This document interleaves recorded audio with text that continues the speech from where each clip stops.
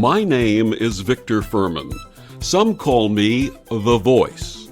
I've always been fascinated with human nature, spirituality, science, and the crossroads at which they meet. Join me now and we will explore these topics and so much more with fascinating guests, authors, and experts who will guide us to Destination Unlimited.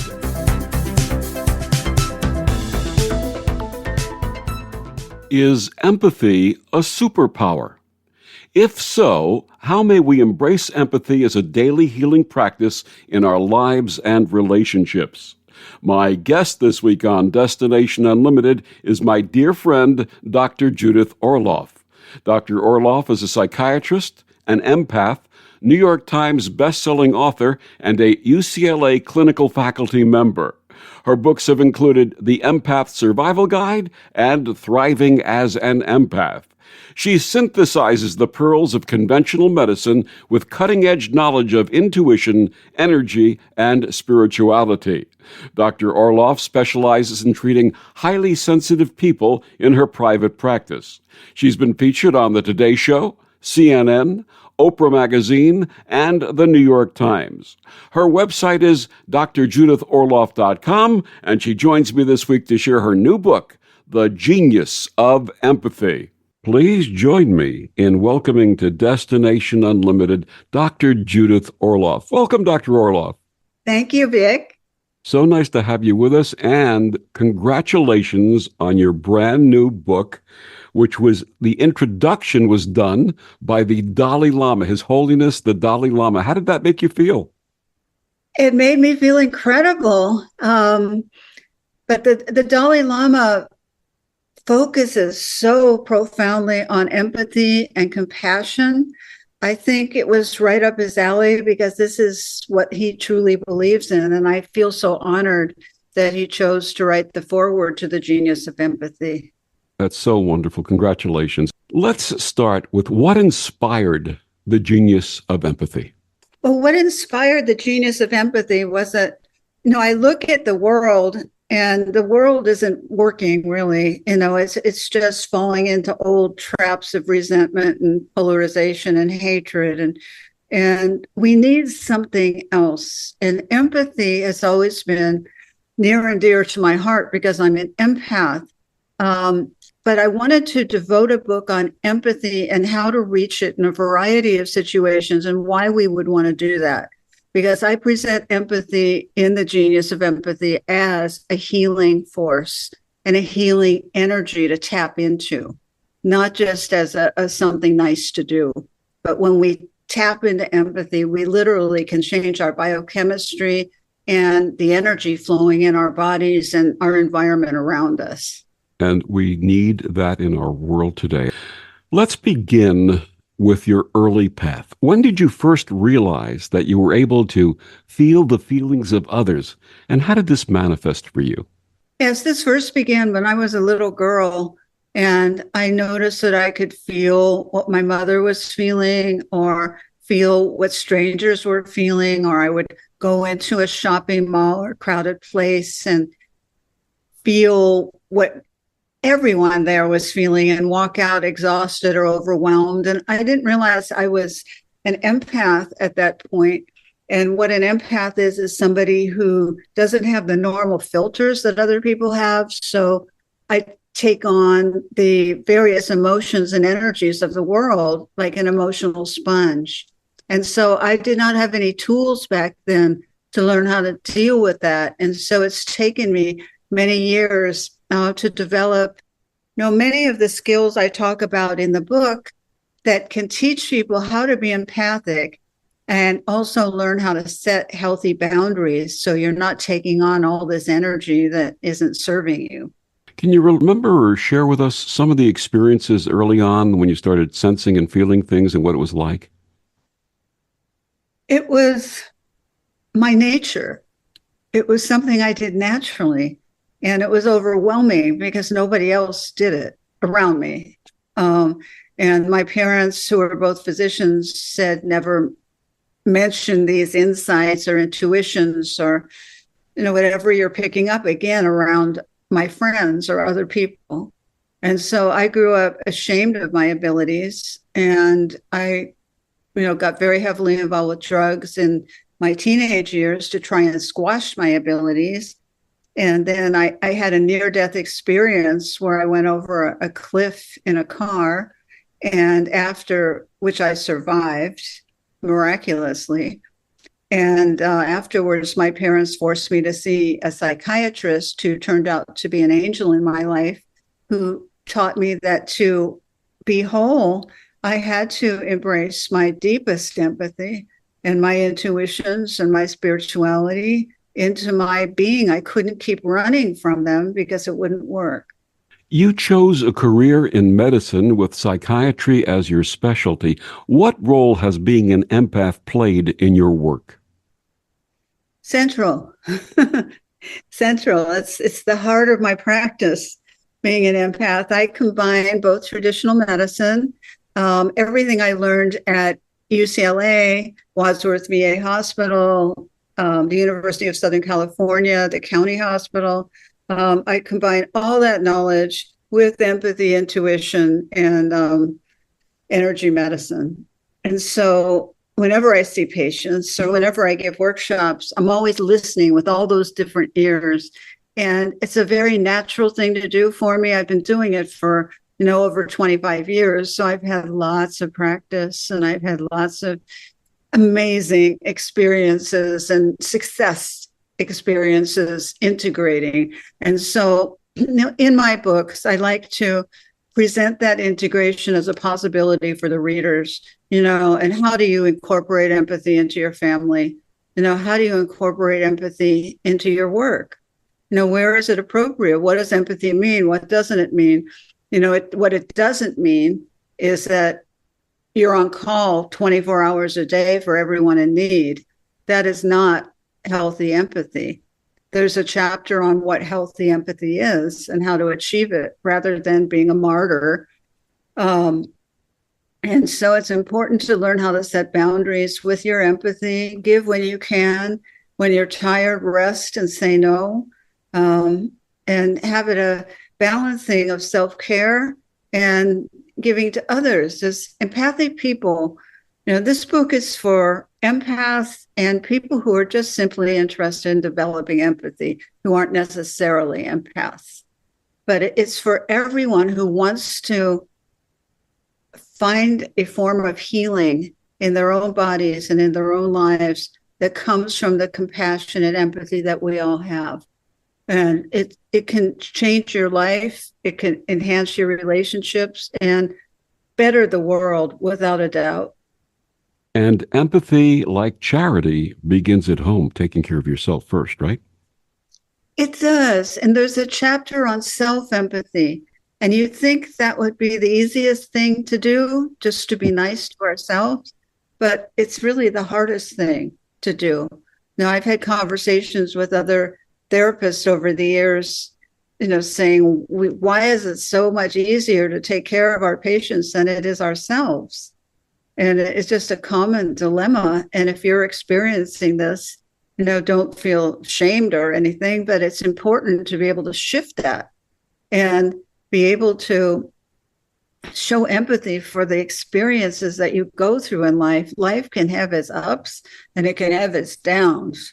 And you want to be self-empathic the whole ride. You don't want to give up your empathy when things start to get really rough, because life is the combination of many things. And if you're going through a physical challenge, if you're going through an emotional challenge, your self-empathy will be your best friend. You need it. It's the last thing you need to do is to be beating yourself up as you're trying to heal. Have colleagues ever asked you about your empathic abilities? Oh, all the time, because I've written I've written these books about them, and I do trainings for healthcare practitioners on how to incorporate empathy and intuition into patient care, and so I'm very candid about my abilities for those who want to learn how to also do it and combine those aspects of themselves. No, it's very important. And for, let's say, physicians who don't believe in any of this, and there are many, I could still be friends with them. It's not deal breaker. um, Absolutely. it's it's a difference, if they're happy not doing this, I'm happy for them. I just know that there's a lot of people who are attracted to developing these aspects of themselves to be more whole. But that doesn't mean everybody. It's not for you if you don't want it. Basically, you have to be attracted to it to develop it, and then it will be a beautiful right path for you for an entire lifetime. For those who may be unsure, and you've touched upon some of these elements, what is an empath and what are some of the traits and abilities? Well, an empath is somebody who doesn't have the regular filters that other people have. So we feel everything. We feel what's going on in strangers. We feel what's going on in people who are suffering in other countries. We feel what's going on with family members. But so much so it can overtake us and deplete us. So we go on sensory overload. And so empath also, the positive traits are intuition, connecting to nature, love and service, being in nature and helping the earth, listening to music, giving to others, helping, being helpers, and just loving. They're not really into loud noises or big events. Empaths would rather want to have one-to-one meetings or just small meetings that are quiet rather than, let's say, going to a Madonna concert, as one of my extroverted friends just went to and loved it, And empaths can be introverted. They can be ambiverts, which is in the middle between introvert and extrovert, or they can be extroverted. So I happen to be an introvert and an empath, but the empaths are different. But even the extroverted empaths need to recoup their energy and decompress after they're around a lot of people. It's very important. Otherwise, they go on overload. You touched upon some of the biological aspects of this. Is there a scientific explanation for being an empath? Yes, and there's a psychological and neuroscience explanation for empathy, not just being an empath. But you can look at empaths as being the highest on the spectrum of the empathy spectrum. And they're able to sense and know and pick up things, I think, more than other people. But midpoint empathy, which is on the midpoint of the empathy spectrum, has so many interesting neuroscience explanations. There's something called the Mother Teresa effect, which just fascinates me, where it's been proven that if you witness an act of empathy, somebody's being empathic on the street, let's say, and researchers were to measure your blood at that point, your immunity would have gone up, your stress hormones would have gone down, and all kinds of good things would be circulating in your blood as a result of simply witnessing the act of empathy. And I want you to really think about that. That is really powerful. The act of empathy is healing, not only for the person experiencing it, but the observer. That is really powerful. I was in the gym the other day, and a woman was there with her husband who lost the use of his legs. And he was on one of the machines working out his arms. And she just lovingly put her arms around him and gently, it looked like they were making love, actually, they gently lifted him up and put him in his chair in the slowest, most loving way. And I felt so much love coming from that. And it just rushed through my system, as well as a faraway observer. And so I just want people to know that the genius of empathy is about developing something really powerful in yourself. And it's the power of love. It's the power of the heart. And you can feel it's energetically uplifting and healing in the body to witness such things. Therefore, it's important that we create acts like that in the world so others can witness it, so we can experience the healing of it. And the recipient, by all means, will feel the healing of it. And so the neuroscience of empathy and being an empath, it involves the mirror neuron systems in the brain, the compassion neurons.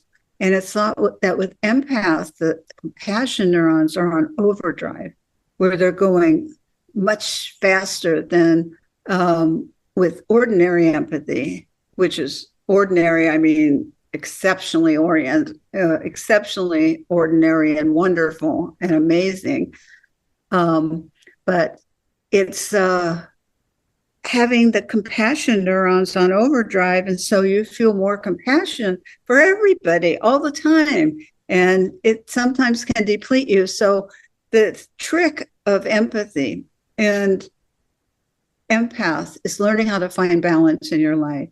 It's learning how to give and to appreciate the empathy that's shown to you and to others in the world. And just instead of just going on to the next thing, let yourself feel it, as there's healing energy that comes from it.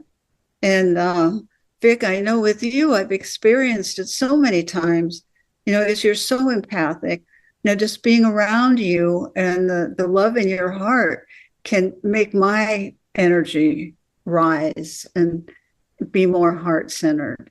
And we can do for each other.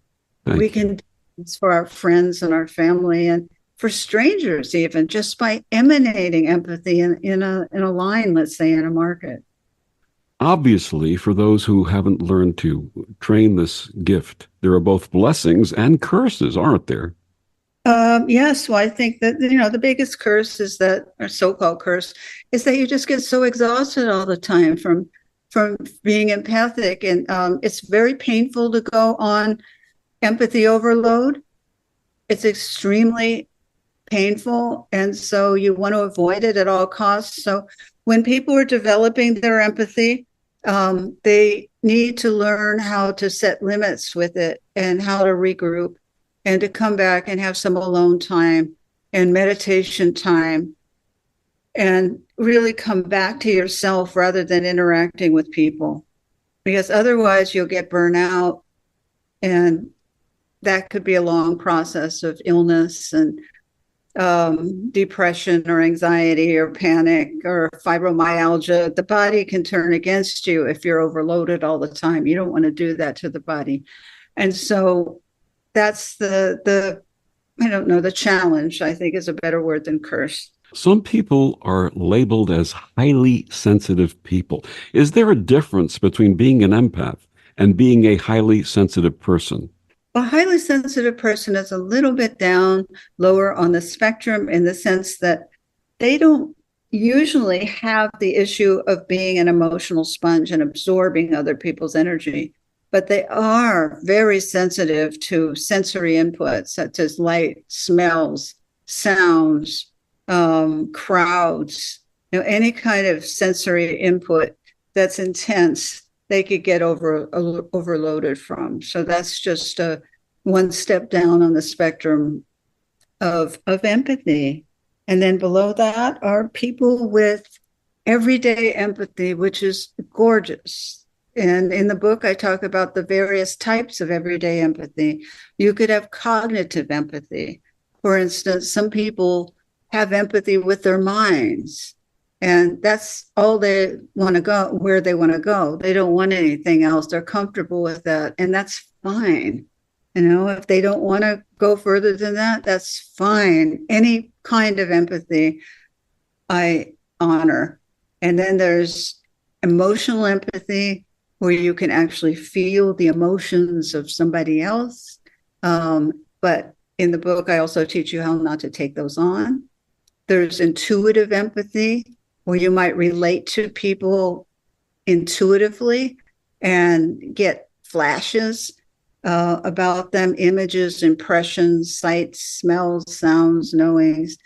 You might relate to people that way and just as a warning, it's important to avoid intuition overwhelm, where you're getting too much information too fast. And so that could overwhelm you as well.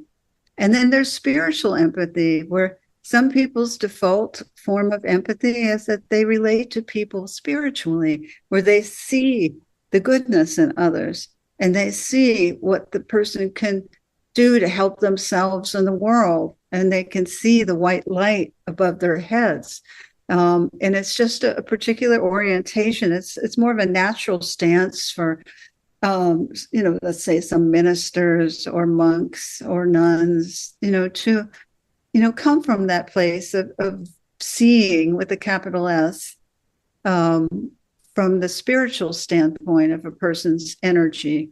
And so no matter what your default is for your empathy type, you can learn to develop it, or you can learn to test the other types of empathy types and, really begin to develop many different variations on empathy in terms of how you sense the world.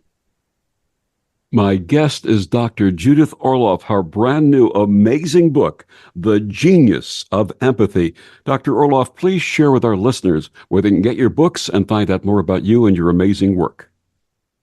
Yes, you can buy The Genius of Empathy at www.drjudithorloff.com. And it has a special offer with free ebook, free empathy ebook, and empathy gift collection with the purchase of the book, www.drjudithorloff.com. And you can find out about my book tour schedule there and come and visit me on an event, and we can have an empathy talk. And we can talk about all kinds of aspects of empathy and spread it around in the world. Absolutely. My guest is Dr. Judith Orloff. We'll be back with more after these words on the Om Times Radio Network. The best of the holistic, spiritual, and conscious world. Om Times Radio. IOM FM.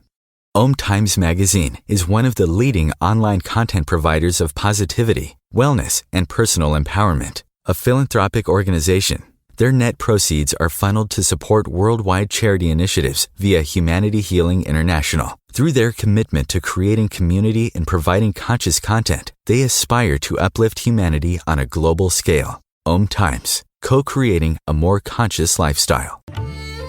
Imagine yourself being transported to India, to the banks of the Ganga and an ashram in Rishikesh. Visualize that you are welcome to satsang with an American sannyasi who shares the wisdom of her guru. Your visualization has manifested. Join Sattvi Bhagawati Saraswati for inspiration and transformation every Thursday at 11 a.m. Eastern on Om Times Radio. Adopt US Kids presents What to Expect When You're Expecting a Teenager. Learning the lingo. GOAT, G-O-A-T, acronym, stands for Greatest of All Time. As in, spaghetti sandwiches for dinner? They're my fave. Dad, you're the GOAT. You don't have to speak teen to be a perfect parent. Thousands of teens in foster care will love you just the same. Visit adoptuskids.org. Brought to you by the U.S. Department of Health and Human Services, Adopt U.S. Kids, and the Ad Council. So I'm a cat, and I just moved in with this new human, and she's got this little toy she's always playing with, all day long. Tap, tap, tap, tap, bloop, bloop. She can't put it down. There it is. Oh, and get this. She even talks to it. Last week, she asked it for Chinese, and guess what? Egg rolls showed up. Like magic. Humans have cool toys. A person is the best thing to happen to a shelter pet. Be that person. Adopt. Brought to you by the Ad Council and the ShelterPetProject.org. Back on Destination Unlimited, my guest this week is Dr. Judith Orloff. Her new book is entitled The Genius of Empathy. Dr. Orloff, many people have been told you're too emotional or you're too sensitive, and they grow up feeling like there's something wrong with them. Is it your experience that many of these people are actually empaths? Oh, yes, that's very typical of being an empath, where people are told that they're just too emotional and there's something wrong with them, that there's something that needs to toughen up or change. And it can be a very shaming message. That was the message I got as a child, And I want to tell everyone who's been ever told you're overly sensitive, it's not true. You're not overly sensitive. You're beautifully sensitive, exquisitely sensitive. But you may need to learn how to set boundaries and limits, and you may need to have a better radar for positive people rather than getting involved with narcissists, sociopaths, or psychopaths. That's all true, but your sensitivity is a gift. I remember as a child being told that I was overly sensitive and also that I had an overactive imagination when I would share things that no one else could pick up on. But I've come to absorb them as an adult and to learn how to move forward with them and use them properly. So absolutely. There's an old cliche that women are more sensitive than men. Does gender play a role when it comes to being an empath? I think gender does play a role in that both men and women are empathic and intuitive. I just want to say that. But culturally, particularly in the West, men are given a really hard time about being sensitive and being a crybaby and being a whiner and being a mama's boy, and not wanting to go to football games, but rather wanting to go for a walk in the woods or write poetry. So men have had a horrible time with it growing up in Western culture. And not that women have had it perfectly, but women are, quote, emotional. They're considered emotional. And men, who are emotional are not really considered strong. So hopefully all that is changing. I'm doing my best to help those stereotypes that are untrue change. But they're still in existence. And I have a Facebook group with about 22,000 empaths, and most of the sharing happens with women. And occasionally a woman would say, "Where are all the men?" And then suddenly a bunch of them would appear and say, "We're here, we're listening. I just have never felt comfortable sharing about my sensitivities because I've been made fun of or called a crybaby." And they stick around for a while and then they kind of recede again. And it's mainly the women sharing. What are some of the challenges that empaths may face in their personal relationships? Personal relationships. Well, in relationships, and there's a chapter on relationships in The Genius of Empathy, men can face challenges such as not listening in a particular way to a woman. When a woman shares her emotions, sometimes men can be considered overly rational or wanting to come in and solve the situation too quickly, rather than being empathic with what the partner is going through. Saying, I see you're going through a lot, just something minimal even. But a mistake that many men make is coming into, or many linear people make, they come in and want to solve the problem too quickly. And that doesn't feel good. Coming from, let's say I'm the person who is sharing something, I need to be listened to.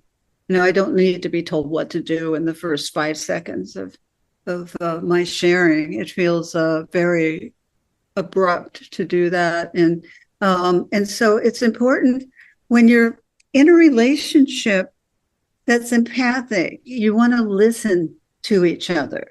You want to listen to what each other says. You don't want to talk over each other. You don't want to overwhelm each other with too many questions or too many subjects brought up at once. Because that's a mistake that many people make, is that they express one thing. Let's say, I don't feel comfortable with the way that you brought up having your parents come and visit. And then the other person will say, "Oh, well, what do you mean?" And then they'll go on from the parents visiting to 10 other things that they have gripes about. And by the time they're finished expressing everything, the other person's so overwhelmed they can't remember anything. And so it's important when you're empathically communicating is to bring up one subject at a time And you can talk about other subjects later, but if you keep it very focused like that, you're more likely to reach a solution, and a loving solution. Now, in the book, I talk about the high art of empathic listening, as I don't think many couples are taught that. They get into blaming and shaming and talking over the other one, which never works. But empathic listening is letting someone have a chance to talk and really just listening and not saying too much. You can say, or, I know what you mean, but it's not about interjecting your opinions or anything. It's about just listening to where a person is at, given a specific time limit. Now, I don't really prefer open-ended sharings because they could go on forever and they're exhausting for me. And so when I am empathically listening to somebody, I will set a limit. Like, yes, I'd like to listen, but for about 5 minutes or 10 minutes. And then we can take it from there and decide what to do. But I like to have limits to my listening time, if that's possible. Sometimes the situation is such that it needs to go on longer. But with most people, you can listen a lot and give high quality listening in 5 or 10 minutes. And so that's important that you establish empathic listening, with others by setting a time limit, by having privacy, and by truly listening with your heart and not your head, and not checking your phone, and not looking distracted, and not being too intense either. You don't want your eyes to probe somebody when they're sharing, because that can be misconstrued or construed as intrusive. So you want to just be careful in terms of staying in your heart, sending out heart energy when you listen, not saying too much, because most people, they want to be heard, they want to be seen, they want to be valued. And that is the most important thing. You could be across from somebody who you think, I don't like them. I don't have the same values as these people. They're so hostile. They're this and they're that. And if you sit there and do an experiment, sit there across from them, and they could say the most outrageous thing, and you could say something like, I heard you. I hear what you say. I'll give it some thought. And just that will remove so much resistance on the other person's side. Instead of you arguing with them or telling them what a horrible person they have to have those beliefs, you've opened a door up for future communication in a lot of cases. It's interesting because a couple of years ago, this concept brought through a poem from me called The Gift of True Listening. May I share it with you? Sure. There often are words that need to be heard without cutting in or positioning. Your heart will be stirred and compassion conferred as you offer the gift of true listening. You'll create sacred space while bestowing great grace, with love all around you glistening. It may be any place where a soul you embrace as you offer the gift of true listening. So gift someone near you by saying, I hear you, lifting them up with your christening. And one day when you're due, you'll be heard too, receiving the gift of true listening. Oh, what a beautiful voice you have, Vic. Thank you. Thank you so much. And I think that message is so important because in today's world, people are screaming and not really listening to one another. So thank you for sharing all that you shared about that. Dr. Orloff, what is emotional contagion and how does it impact the empathic person? Emotional contagion is when emotions get spread from one person to another, usually in a workplace or a gathering of people. For instance, if somebody comes into work and says, oh my God, I'm going to lose my job. And that panic will spread over the whole workplace. Everyone will think, oh, am I going to lose my job? It's just like panic energy that's spread, as opposed to, I'm so happy to see everyone today. and then you have positive emotional contagion where you go, oh, that's nice. And everybody feels a little bit more uplifted. And so emotions have energy. Empaths feel the emotional implications the most. Somebody who's has emotional empathy as their primary style might feel it very strongly. But we feel emotions, and they can take speed in an environment with a lot of people. In a hospital, you want to have the communications be calm as possible, and loving, as opposed to panicked or mean or abrupt. And so that will create more healing in the hospital. Most people aren't taught this, unfortunately. I mean, some of the nursing staff is, if they go to energy healing workshops and they learn how to hold their energy. I mean, I think that's a primary skill for healthcare providers, is to learn how to move your energy, learn how to come from your heart, learn how not to let negative emotional contagion spread over the whole hospital unit. And so it's important to know that emotions are contagious, positive ones. You can spread gratitude, you can spread empathy, you can spread understanding, or you can spread panic and fear and doubt, and which is often a technique for fear mongering. What technique would you offer to those who experience someone starting to spread panic? How can they turn that around? Well, I would leave the room, for one thing, if I had the option. I mean, I wouldn't want to be around it. I would, say I have to go to the bathroom. That's always a good excuse. But you want to get out of there. You don't want to see what empaths do and what highly empathic people do, or people who are caring. They want to sit it out. They want to be polite. They don't want to rock the boat when they see this the negative emotional contagion starting up and taking over everything. They don't want to leave, basically, because they perceive that as being impolite. And I am a big believer in setting limits, in leaving, in not enduring negative emotional contagion if you can help it. Now, if you have a choice, if somebody starts up with me in my life about something, if they get a kind of punitive or nasty, I'll just say, I've really got to go and leave. I won't get into it with them. I just won't be around it. Because it's too much of a price I pay being around it. And also you can, if you're in a workplace, you can counter it with telling someone how grateful you are to be their coworker.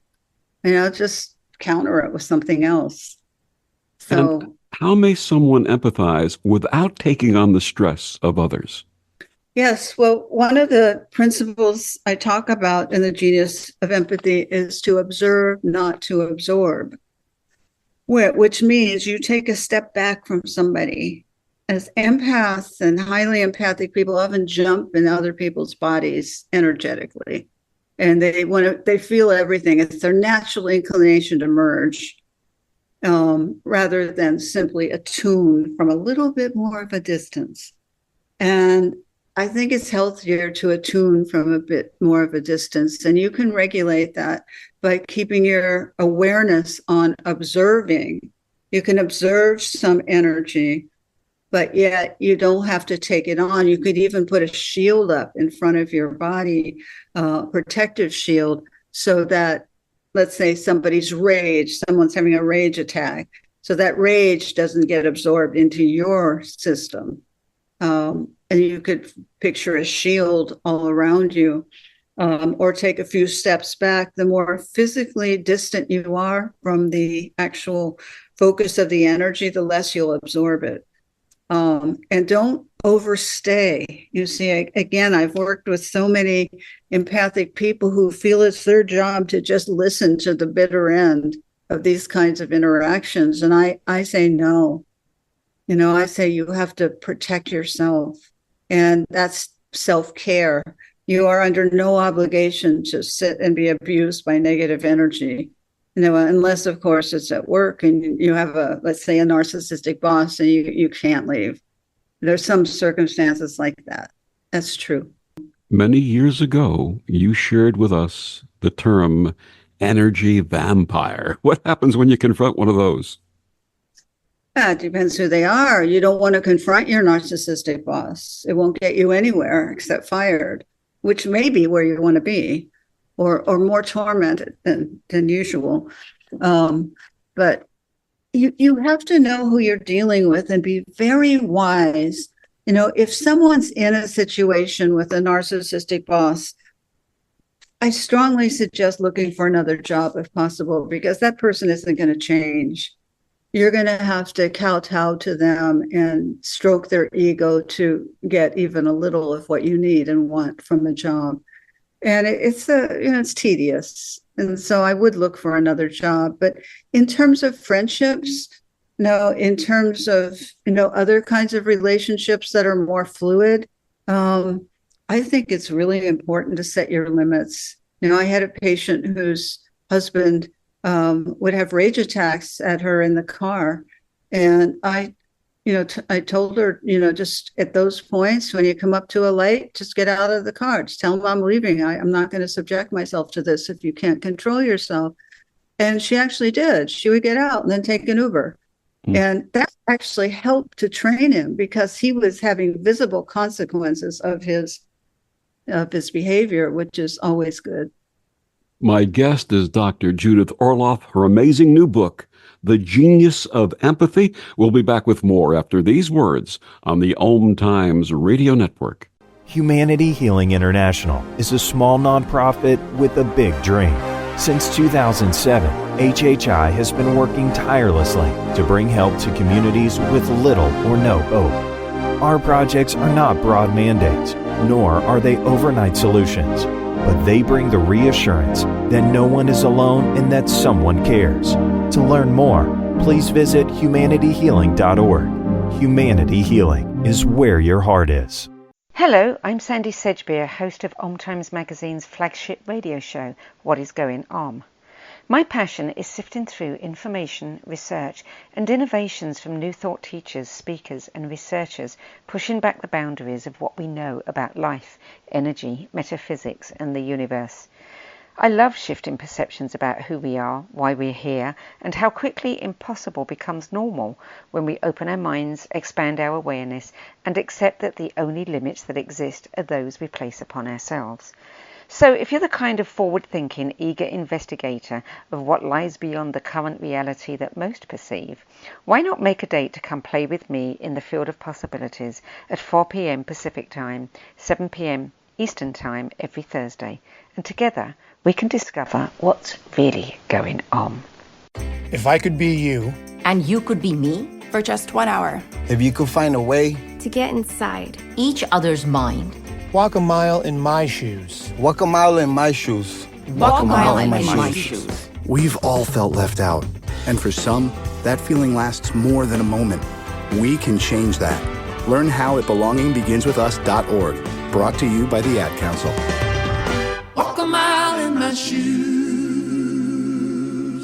More than 24 million Americans have an autoimmune disorder, and that number continues to grow. I'm Sharon Saylor, and I'm one of those 24 million. To put that number in perspective, cancer affects about 9 million and heart disease up to 22 million. That's why I've brought together top experts and those thriving regardless of their diagnosis to bring you the latest, most up-to-date information. Join me, Sharon Saylor, Friday night, 7 p.m. Eastern, for the Autoimmune Hour on Life Interrupted Radio to find out how to live your life uninterrupted.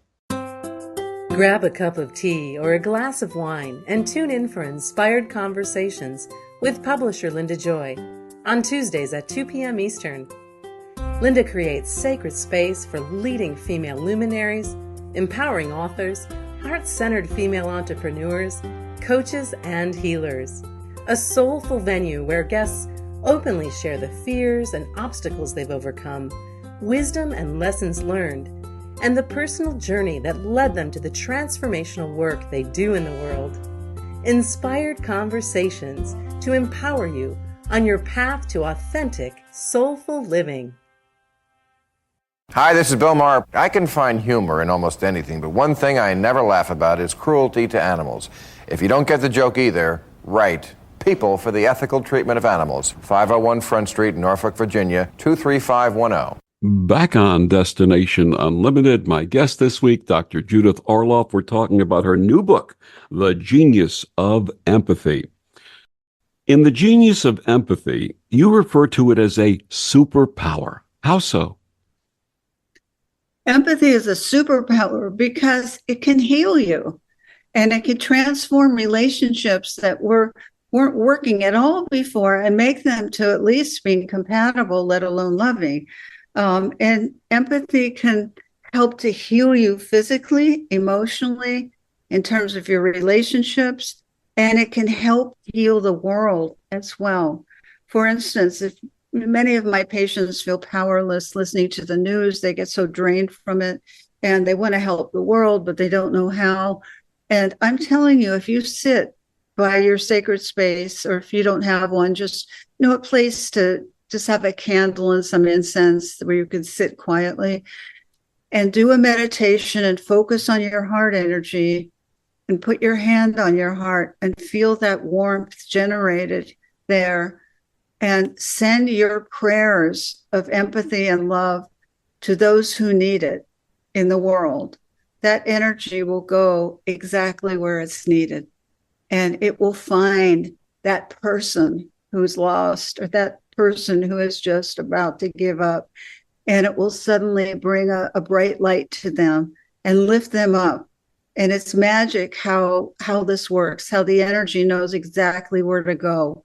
But don't ever underestimate the power of your empathy and love when it's sent across miles and oceans and millennium. It can travel and it can do wonderful, powerful things. You can sit at your space and do this. Everyone, there is not one person listening who can't do this. If you just do it, don't see what happens is the mind will say, oh, what good can I do? I'm just one person. And you can do so much good. No, I believe in the power of one. I really do. The power of one. I know what it's like to sit alone on my altar. I do it every night. And I know how that love and that empathy can be shine on yourself, on others, and on the world. And you just try it and you'll feel it. You'll feel the goodness of it and you'll feel the power of the energy, and the healing aspects of empathy is what I'm most interested in this book. For those who have never done this before, how can they tap into that energy? The healing aspects of empathy, you just take stop a minute and close your eyes and put your hand on your heart and envision something that you have such empathy for. It could be, your doggy or your cat or your little child or the moon or the stars or the ocean. Focus on what moves you and let that build up in your chest area. And show yourself empathy with that energy. Say, I know how hard you've been trying. And I appreciate you, and you're doing a great job. Tell yourself that, coming from that energy, and allow yourself to take the edge off and heal, and feel the softness and feel the flow of what empathy can be, as opposed to the rigidity of the mind, which is quite different. What are some practical empathy techniques that people can use to heal their relationships? Well, one of the ones we've spoken of, which is empathic listening, is showing your partner that you or your coworker that you value their opinion, and you might not agree with them, but you value them and you want to take the time to listen to them. And when you make other people feel important, that's half the battle, and feel listened to, not just dismissed. If you dismiss somebody, it's the most humiliating feeling. And if you get in the habit of putting your hand on your heart and showing yourself self-empathy. At the end of the day, keep an empathy journal and say, what areas could I have shown empathy more? And what areas did I show myself empathy? And bravo, really give yourself a lot of positive feedback for the empathy that you do show for yourself and others. Because again, life is up, life is down. Sometimes it's super intense, really intense. And so even in those darker times, you want to be able to be sweet to yourself, especially in those darker times, and hold your own hand, or hold God's hand, however you perceive it. And just know that you're not alone through anything you go through. And when working with others, in addition to the gift of true listening, simple acts of kindness also. Simple acts of kindness, smiling, acknowledging somebody, saying you look beautiful today, can do so much. Or what a nice thing you just did. I really appreciate you. Just a little something we can do for each other all the time, a little building each other up. That's very important. And a little love goes a long ways. We have all of this negative news and we have all of this social media stuff being thrown around. How may the empath protect themselves from all of that material? Well, the only way I found is that I recommend to my patients is to limit the amount of time you spend on the news, because empaths can become addicted to the news. And you don't want to do that because it's so terrible. And there's so many challenging things happening in the world. We're kind of at a lower point in a lot of respects. And it's a very challenging time. And so give yourself small doses of it. And spend the rest of the time living your life in the present. Go out for a walk, have tea with a friend, do something, live life. Don't spend time glued to the news. You're not going to be able to do much about, other than sending that love from your heart to the world. You must take a step back and live your life in the present. Be loving to your partner. Be loving to your children. Take that alone time. Go walk in the park. Go write a poem. Go change a life. Just stay in the present and minimize the amount of news. You might want to get minimal exposure to the news, but I wouldn't keep talking about it. I wouldn't keep dwelling on the particularly darker aspects that are going on in certain people, because it'll suck you in, and you don't want to be sucked in by it. You want to be, we talked about positive emotional contagion before. You want to be where the love is. You want to be where the empathy is. You want to be developing empathy in yourself and not reading so much about all the horrendous behavior of those in the news.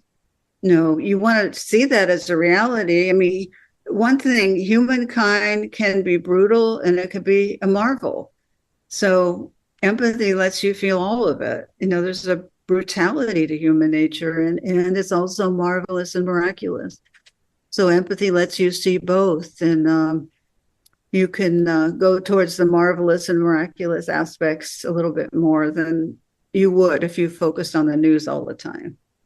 What would you like your readers to take away from the genius of empathy?